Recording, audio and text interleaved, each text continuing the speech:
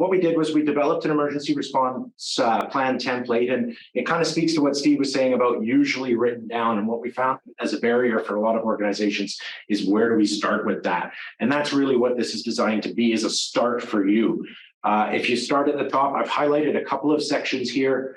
If you start at the top, we always like to start with a policy statement. As Steve mentioned, I think it goes back to the employer taking responsibility for planning for various emergencies. And as you can see, immediately after are the responsibilities of the other parties that are involved generally in a workplace. And we've left space to put different titles in that you might use depending on what your circumstance is. So again, we really want to help you to make this your document at the end of the day. Anything that you see in that kind of blue writing is yours to do what you want with. And in fact, even if you need to make some changes to some of that black, probably not going to be a huge impact. Perhaps you got something already on your safety program that speaks to emergencies, and this is just going to give you some more information to make that plan more robust for you. So then once you take a look at the fact that the employers and the supervisors and the workers would have different responsibilities depending on what the outcome of this plan would be, we want to talk a little bit about the risk assessment and the identification of hazards. This part of the template is basically paraphrased out of the legislative requirements. So if somebody is asking you about your emergency response plan, you want to make sure you hit a lot of those notes in your response. So as an example, one of the times where you want to have an emergency response plan that might impact your work is when an injured or ill worker cannot be accessed by stairs or elevator. There are some situations in our industry where that comes up, and sometimes it's tied in with what might be a fall plan, a fall protection plan, and a rescue there. And again, this kind of reinforces that same work. You want to be able to get to people in those instances. Another one I just wanted to highlight at the bottom of that list is where persons require physical assistance to be moved. Again, when this legislation applies, is largely to your workforce. And we have to recognize when we've got thousands of patrons, that might be something we need to consider as well, because without patrons keeping the wheels turning, it gets really quiet, as we saw in the last couple of years.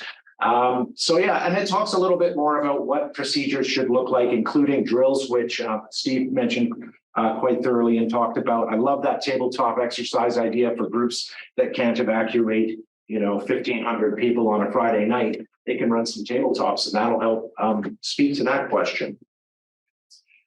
Speaking of questions, just a reminder, if you have questions as I'm going through this, fire them into the Q&A as you get them. So I'm skipping over the hazard assessment, the hazard identification and risk assessment part that's in that document for you. It gives you a brief. You can get that information in a lot of different places. I don't want to harp on that. So I'm just kind of moving on to what the 4 phases of an emergency are. If you look at it, mitigation and preparedness, those are things that happen before an emergency occurs. This is the thought and the planning process. The strength is in your own planning process. And then what happens after an event or during an event is called response and recovery, or business continuity. And all of these things and the planning for them will help you as an organization, as an industry, always to survive and succeed and get back up and running in as quick fashion as you can.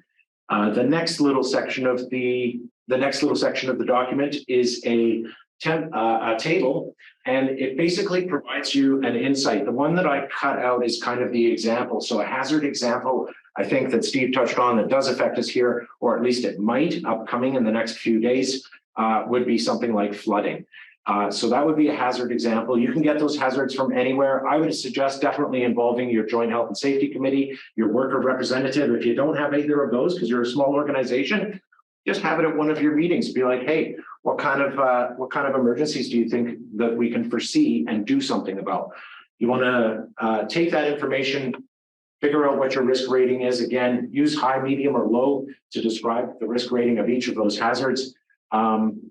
Then you move on to the next steps, developing roles, running the drills, and so on and so forth to try and create an opportunity for improvement. I wanted to point out that you can use materials you already have. A lot of the questions we get are like, but we're on location and we're moving around all the time. Locations quite often will have maps of the location, and they'll have the muster point highlighted there, or it'll be used as a part of that toolbox talk before as people are arriving. And the same goes for festivals. You've got site maps available, or if you're in a building, you've got a fire safety plan map. And so let's use those materials. Let's throw them into our emergency planning, and toolbox talk occasionally would be great, or a pre-job talk would be great. Other things you might have is an emergency contact list. It's also included in here. And the assignment of an emergency coordinator for many organizations is something that hasn't really been hammered home for a lot of people. So maybe that's something that you really want to consider. Anytime there's a need for evacuation, an emergency coordinator is something that we want to all be on the same page about.